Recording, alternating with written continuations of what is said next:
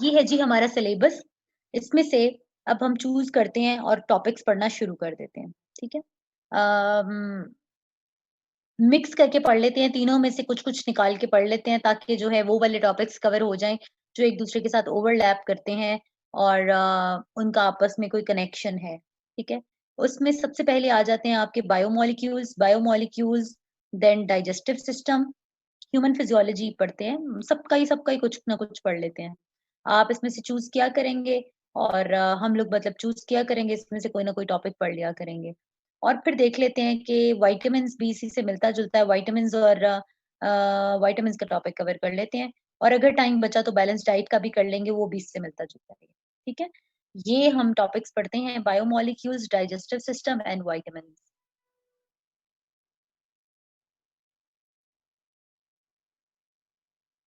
क्योंकि ये एक ही कैटेगरी में आते हैं, बायोमॉलिक्यूल्स में आपके प्रोटीन, कार्बोहाइड्रेट और फैट्स और एंजाइम्स आएँगे।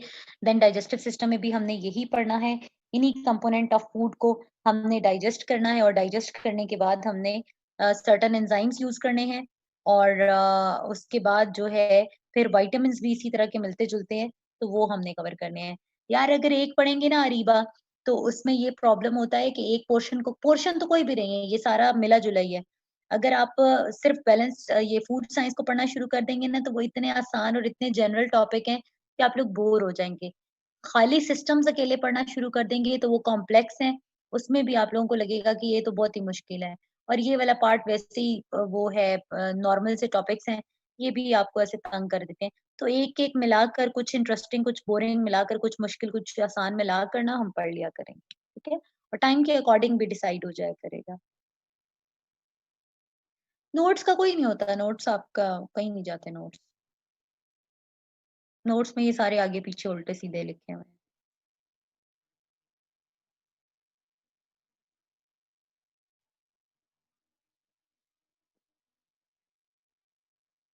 स्टार्ट करें? अभी तक स्टूडेंट्स आते जा रहे हैं। 5 मिनट हम वेट करते हैं, पूरे 3 बजे क्लास स्टार्ट करते हैं ताकि सब लोग आ जाएँ और हम लोग सबसे पहले बायोमॉलिक्यूल्स पढ़ेंगे, ठीक है? बायोमॉलिक्यूल्स के बाद हम डाइजेस्टिव सिस्टम और फिर एंड पे हम विटामिन्स और बैलेंस डाइट देख लेंगे। अगर आज ही कवर होता हुआ तो बैलेंस डाइट वाला क्वेश्चन भी आज ही कवर कर लेंगे। ठीक, इंशाल्लाह।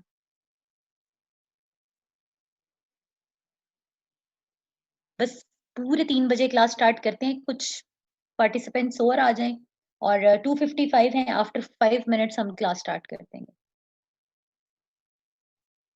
जी, आमिर क्या इंट्रो चाहिए आपको? पूछें,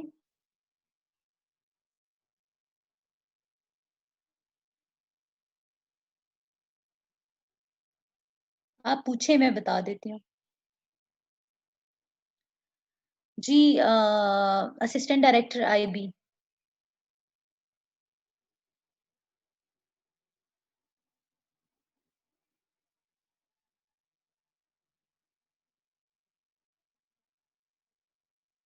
थैंक यू।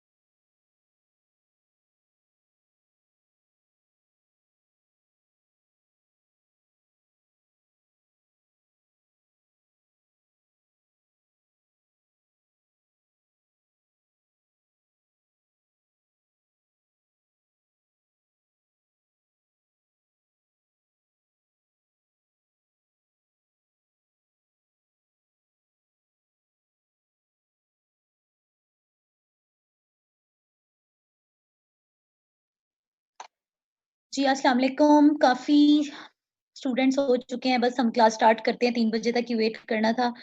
जी, आपको मेरे नोट्स मेरे से ही मिल जाएँगे, सॉफ्ट फॉर्म में मौजूद हैं, मैं आपको फॉरवर्ड कर दूँगी। सब लोगों के पास मौजूद होते हैं, गूगल ड्राइव का एक लिंक है, आपके लाहौर अकेडमी वाले जो कोऑर्डिनेटर हैं, उनके पास मौजूद होंगे। गूगल ड्राइव का एक लिंक है, उस लिंक के ऊपर सारे के सारे नोट्स जो हैं, वो अपलोडेड हैं। एजुकेशनल बैकग्राउंड मेरा फर्स्ट मास्टर्स फिज़िक्स में है from Quaid-e-Azam university. Then second master मेरा journalism media and communication studies में है, उसमें मेरा गोल्ड मेडल भी है। एंड थर्ड मेरा जो एमफिल है वो न्यूक्लियर एंड स्ट्रेटेजिक स्टडीज में है फ्रॉम एनडीयू। और currently I am serving as an assistant director IB, और बाकी नोआ में पढ़ाती हूँ। And that's it. ठीक है, थैंक यू जी। स्टार्ट करते हैं अपना लेक्चर, बायोमोलिक्यूल से हम स्टार्ट करते हैं। बायोमोलिक्यूल्स।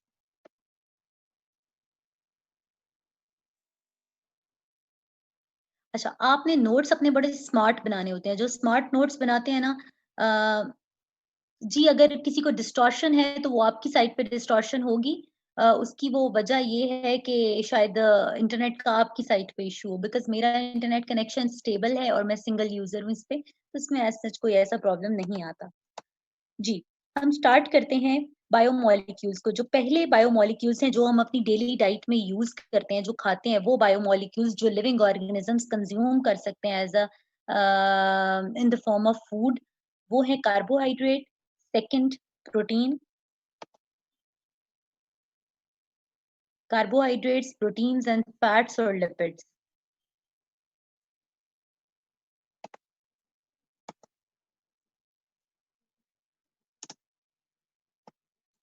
जी, वो आज खादिम हुसैन रिज़वी आ रहे हैं, तो इस वज़ह से वो मसला हुआ हुआ है ना पिंडी में।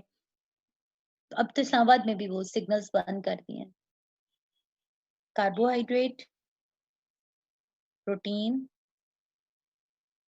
Fats and lipids.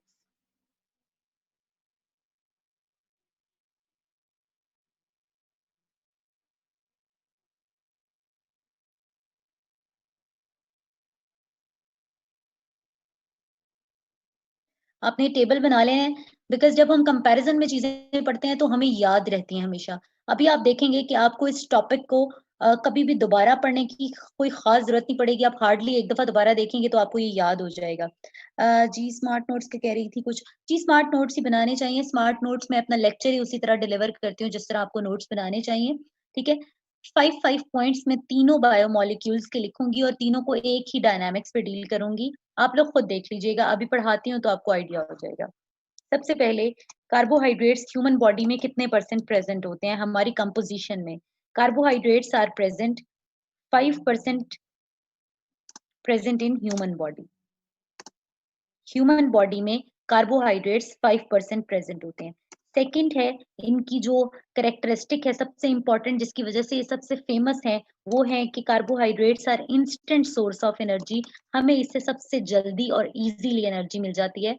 अगर आपको बहुत ज़्यादा सेवियर भूख हो तो कार्बोहाइड्रेट्स जो हैं, वो आपकी भूख खत्म करने में सबसे जल्दी रोल प्ले करते हैं, because instant source of energy है। फिर तीसरा सीएसएस में सबसे पूछा जाने वाला सवाल या एमसीक्यू ये है कि 1 ग्राम ऑफ कार्बोहाइड्रेट आप यूज़ करें तो आपको उससे कितने कैलोरीज़ एनर्जी मिलेगी? 3.8 calories of energy. You can get 3.8 calories of energy by consuming 1 gram of carbohydrate.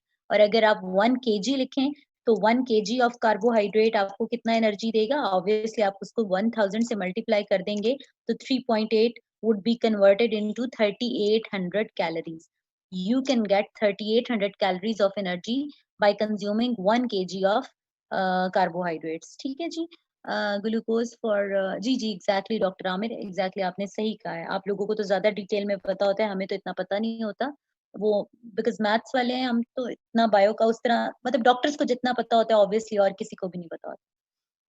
3800 calories को 1 किलो कैलोरी भी कहते हैं। फिर 4th पे आ जाते हैं, हम क्लासिफ़ाई कर लेते हैं। आपने ना टॉपिक्स को बिल्कुल सिंपल रखना है। सिंपल रखना है, आपका पेपर अटेम्प्टिंग टेक्नीक जो है, वो सबसे ज़्यादा काउंट करती है, आपका नॉलेज भी उतना काउंट नहीं करता। आप अपने पेपर को प्रेज़ेंट कैसे करते हैं, किस तरह कोहेरेंट वे में आप कन्वे करते हैं चीज़। अभी मैं आपके सामने जब ये टॉपिक 1 खत्म करूँगी तो आपको पता लग जाएगा कि मैं हर अ, प्रोटीन में या हर पार्ट में जाने जाकर एक ही डायनामिक पे उसको भी पढ़ूँगी। प्रोटीन्स को भी ऐसे ही पढ़ूँगी जैसे कार्बोहाइड्रेट्स को पढ़ा, फैट्स को भी वैसे ही पढ़ूँगी और वही उसी सीक्वेंस में सारे पॉइंट्स लिखूँगी। क्लासिफिकेशन करते हैं। क्लासिफिकेशन की जाती है कार्बोहाइड्रेट्स की on the basis of number of sugar molecules और ग्लूकोज मॉलिक्यूल्स। तो सबसे पहले जो शुगर है वो है मोनोसैकेराइड्स। मोनोसैकेराइड में सिंगल शुगर मॉलिक्यूल होता है। मोनोसैकेराइड्स मोनोसैकेराइड्स में सिंगल शुगर मॉलिक्यूल होता है सॉरी, और डाइसैकेराइड में डबल शुगर मॉलिक्यूल होंगे। If a carbohydrate contains two sugar molecules, it is known as disaccharide। और फिर एक थर्ड कैटेगरी आती है जिसके बारे में लोगों को थोड़ा सा कम पता होता है, बाकी तो ये पता ही होता है, ओलिगोसैकेराइड। ओलिगोसैकेराइड ऐसे कार्बोहाइड्रेट्स हैं जिसमें शुगर मॉलिक्यूल्स होते हैं 3 to 9, उसको हम ओलिगोसैकेराइड कहते हैं। एंड देन डी पे आ जाता है, वो है पॉलीसैकेराइड, जिसमें मोर देन 9 होंगे मैनी शुगर मॉलिक्यूल्स, उसको हम कहेंगे पॉलीसैकेराइड्स। तो हमने क्लासिफिकेशन की on the basis of sugar molecules present in any kind of carbohydrate. ठीक हो गया। एंड देन फिफ्थ पॉइंट में ये लिखूंगी, 5 नंबर का सवाल आता है तो 5 पॉइंट्स जो होते हैं वो इनफ होते हैं आपके नंबर्स को और आपके क्वेश्चन को जस्टिफाई करने के लिए। एग्जांपल्स लिख लेते हैं। एग्जांपल में सब लोगों को पता है, simplest sugar molecule is glucose, then sucrose is I guess disaccharide, then fructose, फिर स्टार्च है। स्टार्च आपका एनिमल सॉरी प्लांट्स के अंदर कार्बोहाइड्रेट होता है, पॉलीसेकेराइड है ये भी। और फिर सेलुलोज भी प्लांट्स के अंदर मौजूद होता है, प्लांट की सेल वॉल में मौजूद होता है सेलुलोज। ठीक है। और एनिमल्स के अंदर अगर कार्बोहाइड्रेट स्टोर होते हैं तो वो स्टोर होते हैं in the form of glycogen. Plants में स्टोर होते हैं in the form of starch और एनिमल्स में स्टोर होते हैं in the form of glycogen. So ये हमने फर्स्ट बायोमोलिक्यूल कंप्लीट कर लिया। सेकंड बायोमोलिक्यूल पे जाते हैं, वो है प्रोटीन। सबसे पहला पॉइंट होगा कि प्रोटीन ह्यूमन बॉडी में कितने परसेंट प्रेजेंट होते हैं। 18% proteins are present, 18% in human body. Human body की कंपोजिशन में प्रोटीन 18% मौजूद होते हैं। टोटल बॉडी मास की बात कर रही हूँ बिकॉज वाटर उसमें सबसे ज्यादा होता है, तो उसको निकाल कर बाकी 18% आपके प्रोटीन्स होते हैं। देन सेकेंड पॉइंट पे चलते हैं कि प्रोटीन क्यों जरूरी है हमारी डाइट में। Because they are building blocks of our body. हमारी बॉडी प्रोटीन से मिलकर बनी है। सबसे ज्यादा आपकी बॉडी में प्रोटीन्स होते हैं।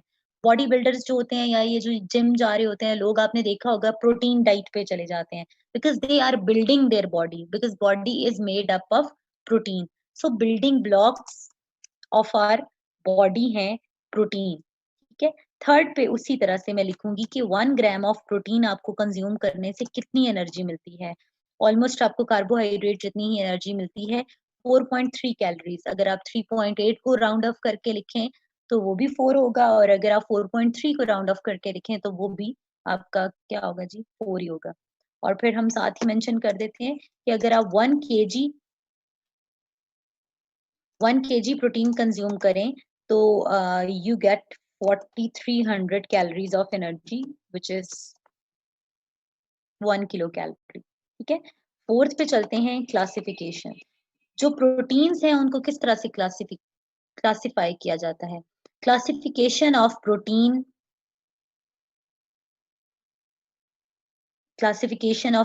is based on the type of protein chains present in it। ठीक है जी। अमाइनो एसिड्स भी और प्रोटीन, वो उनका सीक्वेंस क्या होता है। अगर डॉक्टर आमिर इसमें कोई गलती हुई आप मुझे करेक्ट कर देना। जो सीक्वेंस होता है वो क्या होता है, जिसमें सिंगल प्रोटीन चेन्स होते हैं उसको हम प्राइमरी प्रोटीन कहते हैं, जिसमें डबल प्रोटीन चेन्स होते हैं उनको हम सेकेंडरी प्रोटीन कहते हैं। और अगर इसमें कोई और चीज है न्यू तो प्लीज आपको ऐड करा दें। ठीक है। जिसमें कॉम्प्लेक्स चेन्स बनी हुई होती हैं थोड़ी सी, उसको हम टर्शरी प्रोटीन कहते हैं। ठीक है। मैं थोड़ा सा ड्रॉ भी करके बता दूंगी। और जिसमें कोई सिरा नहीं आपको मिलता कि स्टार्टिंग पॉइंट क्या है चेन का और एंडिंग पॉइंट क्या है, उसको हम क्वाटरनरी प्रोटीन कहते हैं। मैं इसकी आपको एक एग्जांपल देती हूँ। जैसे आपने बीड्स या पर्ल्स के स्ट्रिंग देखे होंगे, उस स्ट्रिंग के अंदर पर्ल्स जो हैं अगर डिफरेंट कलर्स के हम पिरो दें, तो प्रोटीन के मॉलिक्यूल हमेशा, प्रोटीन के जो चेन्स होते हैं वो हमेशा इस तरह ही बने हुए होते हैं, जैसे एक धागे के अंदर मोती पिरोए हुए होते हैं। और हर मोती दूसरे मोती से डिफरेंट होता है, बिकॉज़ जैसे हमारे इंग्लिश में 26 अल्फाबेट्स हैं, प्रोटीन के 20 अमाइनो एसिड्स हैं, जो वो 20 अमाइनो एसिड्स अपने आप को डिफरेंट सीक्वेंस में अरेंज करते हैं, जिसकी वजह से बहुत सारी हजारों की तादाद में जो है different kind of protein chains बनती हैं। और उन प्रोटीन चेन्स को डिफरेंट प्रोटीन चेन के नंबर पे उनको डिफरेंट टाइप्स ऑफ प्रोटीन्स में क्लासिफाई किया जाता है। सपोज अगर प्राइमरी प्रोटीन है तो उसमें सिंगल प्रोटीन चेन होगी। मैं सिंगल प्रोटीन चेन इधर ड्रॉ करती हूँ, एक सेकेंड।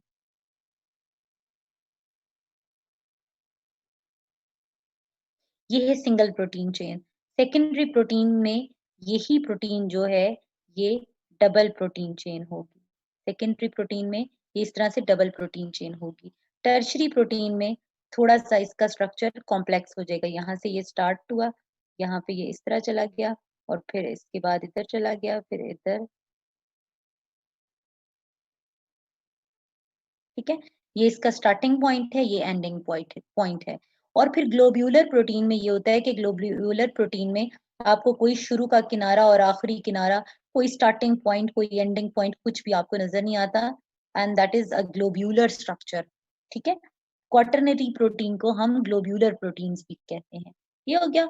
और फिर हम इसकी एग्जांपल्स लिखना शुरू कर देते हैं। फिफ्थ पॉइंट वही बनेगा कि भाई प्रोटीन की एग्जांपल्स क्या हैं। एग्जाम्पल एग्जाम्पल्स इसकी हैं, इंसुलिन भी प्रोटीन है, ऑल एंजाइम्स आर प्रोटीन। चले इधर नहीं लिखते, आगे हमने लिखना है या एंजाइम्स वाला टॉपिक अभी पढ़ना है उसमें लिख देंगे। ग्लोब्यूलिन लिख लें, जो मुझे याद आती है मैं लिखवा देती हूँ। ग्लोब्यूलिन है, इंसुलिन है, even haemoglobin is a protein. Haemoglobin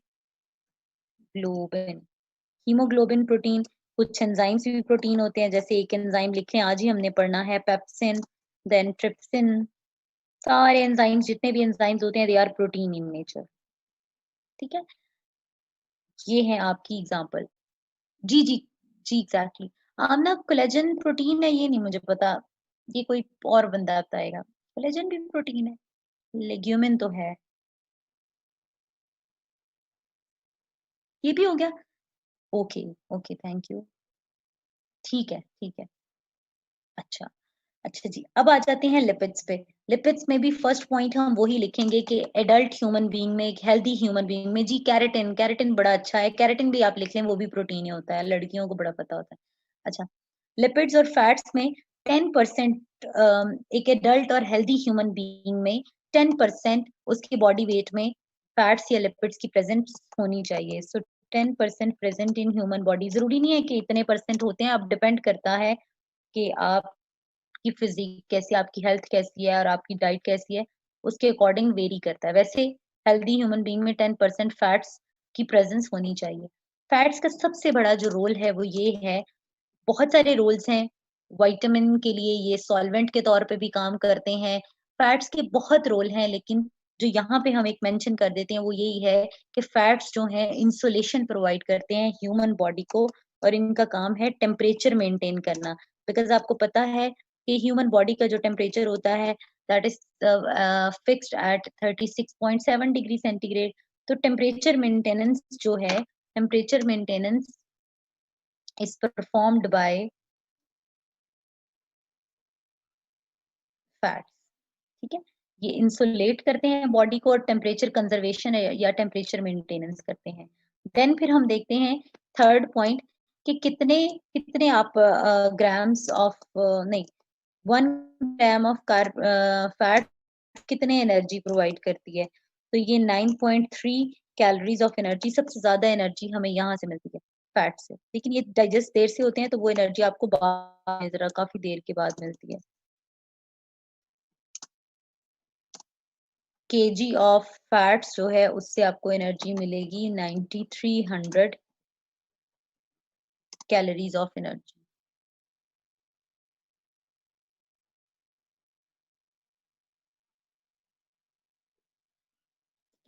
then फिर फोर्थ नंबर पे हम इसको क्लासिफाई कर लेते हैं। क्लासिफिकेशन इनकी जो की जाती है, पहले वाले की थी नंबर ऑफ शुगर मॉलिक्यूल्स पे, दूसरे की थी स्ट्रक्चर पे, on the basis of structure, ठीक है, और चेन्स, प्रोटीन चेन्स, ठीक है, टाइप्स ऑफ प्रोटीन चेन्स। जो थर्ड हम क्लासिफिकेशन कर रहे हैं फैट्स की, वो हम करेंगे on the basis of physical state of fat. Physical state की बेसिस पे उसको किस डिवाइड करेंगे। फैट्स होते हैं जो कि सॉलिड होते हैं एट रूम टेम्परेचर, उनको हम कहते हैं saturated fats. Saturated fats are saturated present in solid state.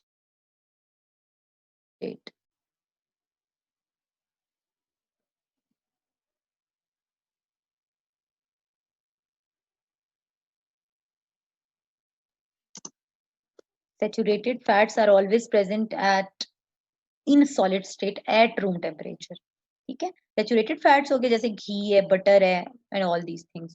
फिर आ जाता है अनसेचुरेटेड फैट्स। अनसेचुरेटेड फैट्स में डबल या ट्रिपल कार्बन बॉन्ड्स होते हैं, और unsaturated fats are liquids at room temperature. Liquids होते हैं, लिक्विड्स होंगे तो मतलब आप समझ लें कि ऑयल सारे के सारे जितने भी हैं वो अनसेचुरेटेड फैट्स होते हैं। इनमें कार्बन कार्बन डबल बॉन्ड होता है, बेशक आप लिख लीजिए, मैं इस तरह लिख देती हूँ, डबल बॉन्ड। और ये जो ऊपर वाला था, इसमें कार्बन कार्बन कैसे लिखें, कार्बन कार्बन सिंगल बॉन्ड होता है, और इसमें कार्बन कार्बन डबल बॉन्ड भी हो सकता है, ट्रिपल भी हो सकता है। मेरे पास ट्रिपल की ऑप्शन नहीं है, आप खुद लिख लीजिए कि ये है अनसेचुरेटेड फैट्स। फिर हम आ जाते हैं एग्जाम्पल्स पे। फिफ्थ पॉइंट है एग्जाम्पल का। ये आपके सामने एक थोड़ा सा, आप कह लें कि एक मॉडल था जिससे आपको आइडिया हो सकता है कि मैंने कोई भी ऐसे नहीं कि किसी का क्या लिख दिया, किसी का क्या लिख दिया, और रैंडम हमें जो हमारे माइंड में आता है हम लिख ही जाते हैं, लिख ही जाते हैं। तो वो कभी भी एग्जामिनर को ना अच्छा नहीं लगता, अपील नहीं करता। एक डायनामिक, एक पैरामीटर, एक क्राइटेरिया सेट करें, एंड देन अपने क्वेश्चन के सारे कंपोनेंट्स को उसके ऊपर जो है वो टेस्ट करें, या उसके ऊपर जो है उस फ्रेमवर्क के अंदर अंदर रहते हुए उसको लिखें। जी, फैट्स के एग्जांपल्स हम लिखते हैं। फैट्स की एग्जांपल हैं टर्पेनॉइड्स। वैसे तो ऑयल, घी, बटर, चीज, ये सब कुछ तो है ही है। अब हम इस तरह की जरा चेंज करके अच्छे वाले लिख लेते हैं। टर्पेनॉइड्स हैं, वैक्सेस वैक्सेस हैं, रेजिन्स भी फैट्स होते हैं, ठीक है। रेजिन्स हैं, वैक्सेस हैं, टर्पेनॉइड्स हैं, और क्या होगा, फॉस्फोलिपिड्स।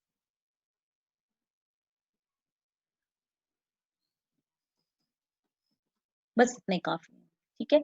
ये कार्बन कार्बन है जी, ये लिपिड्स की कैटेगरी में ही आते हैं जी। अच्छा, ये Areeba, carbon carbon double bonds.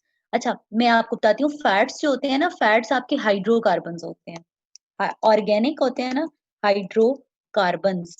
तो कार्बन और कार्बन के बीच में अगर सिंगल बॉन्ड हो तो वो सेचुरेटेड फैट होता है, उसपे सारे बाकी जो है ना कार्बन के चार बॉन्ड्स बनते हैं, उस पे सब पे हाइड्रोजन लगा हुआ होता है। और अगर कार्बन कार्बन डबल बॉन्ड हो तो हाइड्रोजन कम हो जाएगा, तो उसको हम अनसेचुरेटेड फैट कहते हैं, और वो लिक्विड हो जाएगा एट रूम टेम्परेचर। हाइड्रोकार्बन्स होते हैं सारे फैट्स, ऑयल्स, ठीक है। ये हो गया। फिर एक मुझे एक वैसे ही एक बात याद आई है। जो फैट या लिपिड का एक मॉलिक्यूल होता है ना, उसमें वन ग्लिसरोल होता है, ये वैसे नोट कर लीजिए, पूछा जा सकता है सीएसएस में। और थ्री फैटी एसिड्स होते हैं, three fatty acids and one glycerol मिलकर एक फैट का मॉलिक्यूल बनाते हैं, फैट या एक लिपिड का मॉलिक्यूल बनाते हैं, बस, ठीक है।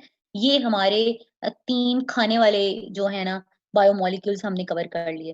एंजाइम ऑब्वियसली आप खा नहीं सकते, नेचुरली आपकी बॉडी में एग्जिस्ट करते हैं या नहीं करते, ठीक है। तो एंजाइम्स को अगला हमारा जो फोर्थ बायोमोलिक्यूल है वो है हमारा एंजाइम का। इसमें से कोई भी अगर क्वेश्चन है तो पूछ लीजिए, और फिर हम अपना अगला नेक्स्ट टॉपिक स्टार्ट करते हैं।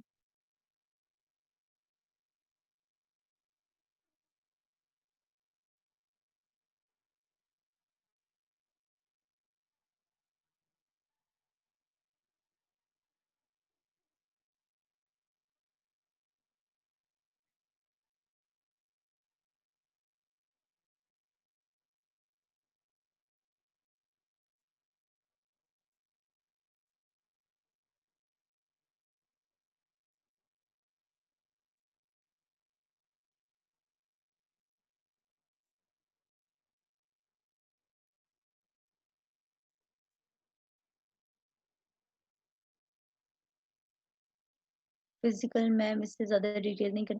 हाँ जी, 5 मार्क का क्वेश्चन आया ना आपको बायोमोलिक्यूल्स पे, ओवरऑल ही आ गया, तो आपने 3 बायोमोलिक्यूल बता के सारी कैरेक्टरिस्टिक लिख तो दी हैं, अब इससे ज्यादा लिखने का तो टाइम ही नहीं होगा, 5 नंबर का सवाल है ना, ठीक है। जस्टिफाई करना है ना, बाकी सब कुछ भी तो लिखना है।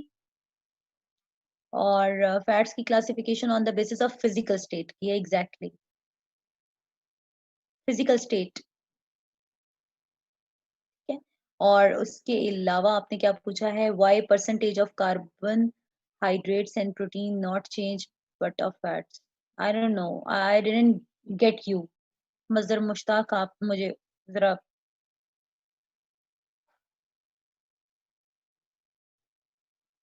बताइए, मुझे नहीं, आई डोंट नो।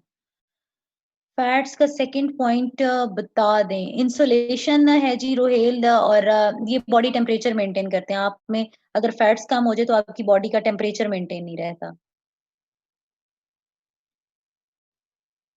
जी जी जी कमल, ये भी ठीक है। बुलेट पॉइंट्स में लिखना होता है, साइंस का पेपर बुलेट पॉइंट में, और हर क्वेश्चन की डिफरेंट डायनामिक होती है, ठीक है।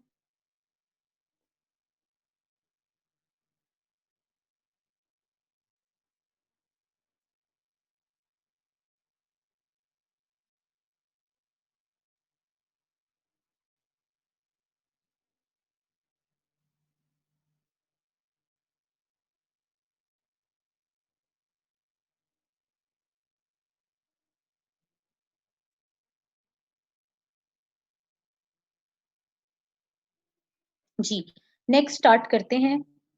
नेक्स्ट टॉपिक स्टार्ट करते हैं एंजाइम्स का। एंजाइम्स भी बायोमोलिक्यूल्स, एंजाइम्स को भी बायोमोलिक्यूल के तौर पे कंसीडर किया जाता है, लेकिन एंजाइम को अब मैं डिफरेंट तरीके से पढ़ूंगी, बिकॉज हर टॉपिक पे डिपेंड करता है कि वो किस तरह का है, उसमें क्या क्या पॉइंट्स मौजूद हैं। तो एंजाइम्स की डेफिनेशन क्या है, एंजाइम की डेफिनेशन सबसे पहले लिखते हैं, और फिर एंजाइम की प्रॉपर्टीज हम डिस्कस कर लेते हैं कि एंजाइम की क्या करेक्टरिस्टिक्स होती हैं, और कुछ एग्जांपल्स लिखेंगे, एंड देन हम नेक्स्ट टॉपिक की तरफ चलेंगे। तो एंजाइम भी एक बायोमोलिक्यूल है। चौथा बायोमोलिक्यूल हम पढ़ने लगे हैं, एंजाइम। एंजाइम की डेफिनेशन लिख लीजिए, enzymes are biological कैटालिस्ट्स।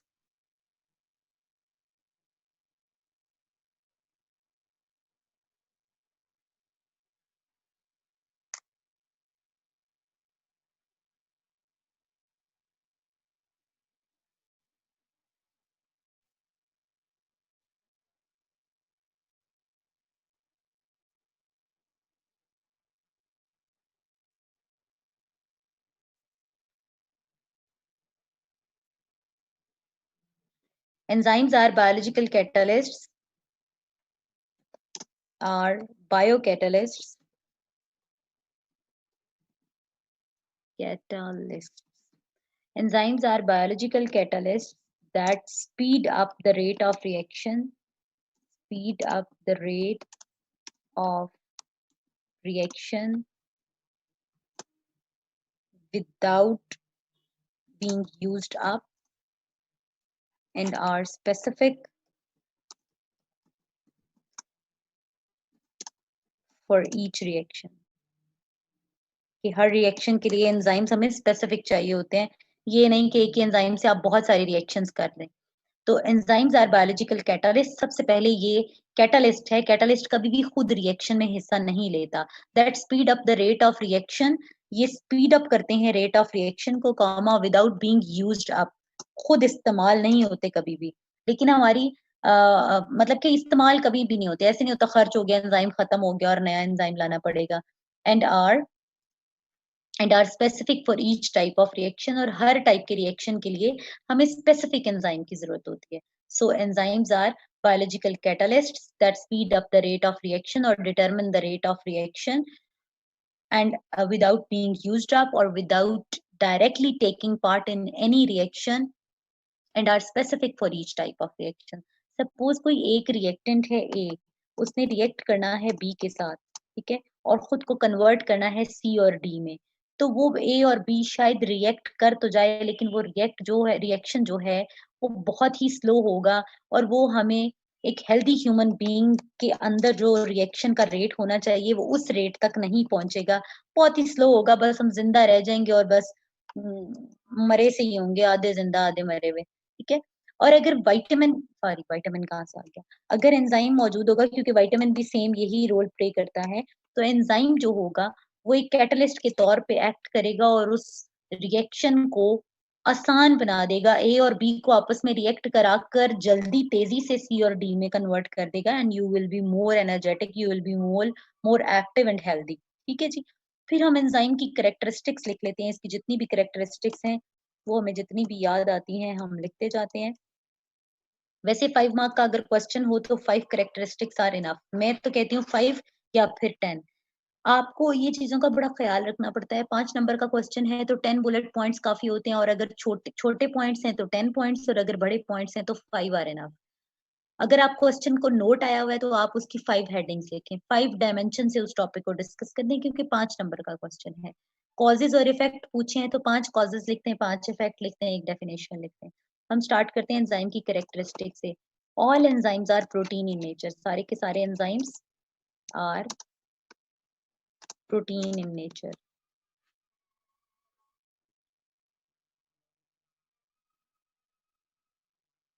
All enzymes are protein in nature. Second point. Enzymes work better. Enzyme बेहतर तरीके से काम करते हैं इन हाईली एसिडिक और बेसिक एनवायरनमेंट। इसको हम कहते हैं कि ये ऑप्टिमम पीएच पे काम करते हैं। ऑप्टिमम इनके लिए हाईली एसिडिक और हाईली बेसिक एनवायरनमेंट होते हैं। हर एंजाइम की एक अपनी पीएच होती है।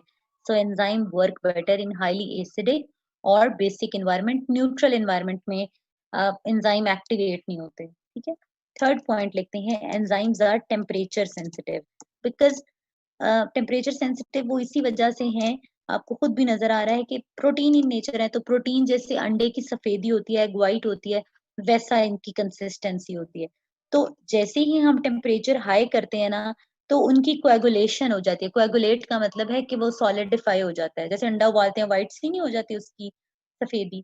तो enzymes are temperature sensitive at high temperature. मैं यहाँ पे लिखने लगी हूँ, ब्रैकेट में आप लोग लिख लीजिए एट हाई टेम्परेचर, आप वो भी लिख लें at high temperature. Structure of enzyme gets denatured. इनका जो स्ट्रक्चर है वो डीनेचर्ड हो जाता है, वो प्रॉपर उसका स्ट्रक्चर ही नहीं रहता। हाई टेम्परेचर पे एंजाइम का स्ट्रक्चर इज डीनेचर्ड। पूरा लिखिएगा आप। Fourth point, enzymes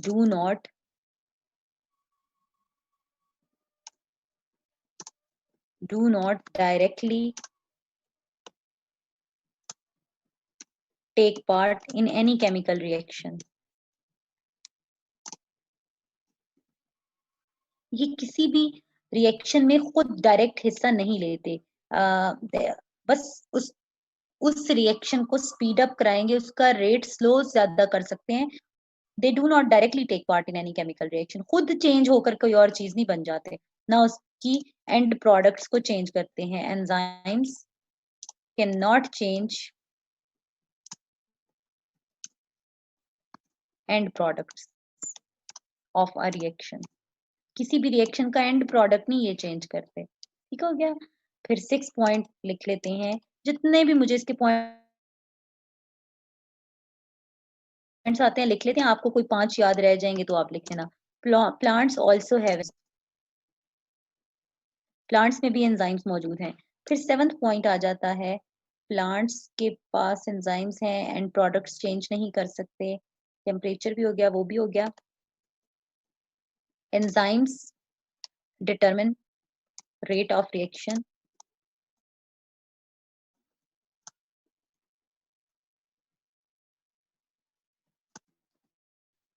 without being used up. इस्तेमाल हुए बगैर ये रेट ऑफ रिएक्शन को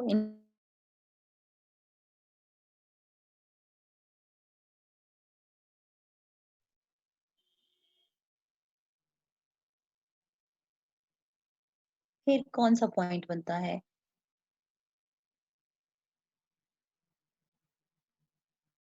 रिएक्शन स्पेसिफिक।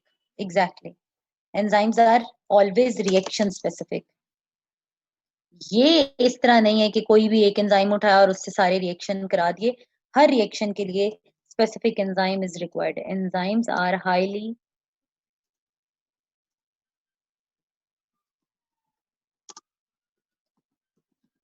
Reaction specific. ठीक है, रिएक्शन स्पेसिफिक है और ये डिपेंड क्या करता है इसका कि कौन सा एंजाइम होगा। Enzymes are substrate specific. Substrate का मतलब होता है कि उन्होंने किस ऑब्जेक्ट के ऊपर काम करना है। सबस्ट्रेट स्पेसिफिक, जैसा सबस्ट्रेट होगा वैसा एंजाइम रिक्वायर्ड होगा। ठीक है, और उसके लिए जो रिएक्शन रिक्वायर्ड होगा वैसा एंजाइम होगा। Enzymes are substrate specific, they do not alter end products. वो भी हो गया सच, वो पॉइंट हमने लिख लिया हुआ है। और 10th पॉइंट हमारा बनता है enzymes are required in small amount.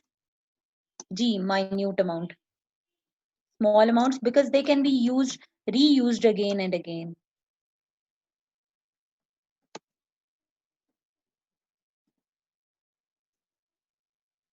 Reusable लिख लूं, कुछ ऐसा लिख देते हैं। ठीक है, तो ये रीयूज हो सकते हैं, so they are required in small amount. तो हमने कोई do enzymes ever die? हाय नहीं, enzymes ने क्या die होना है?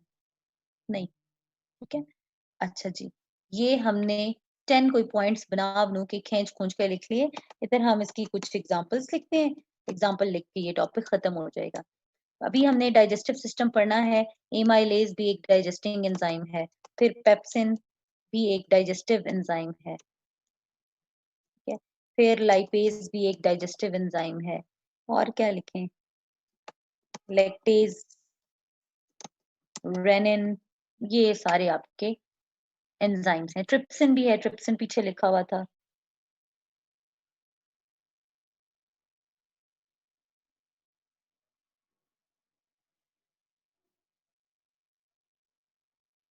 ठीक है, ये हमने एंजाइम्स फोर्थ बायोमोलिक्यूल अपना सॉल्व कर लिया।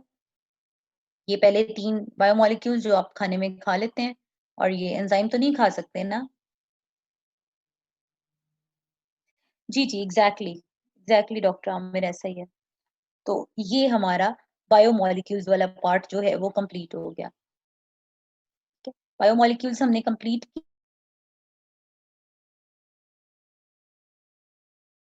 हमारे अभी 3:34 हुआ है, तो हम, मेरा ख्याल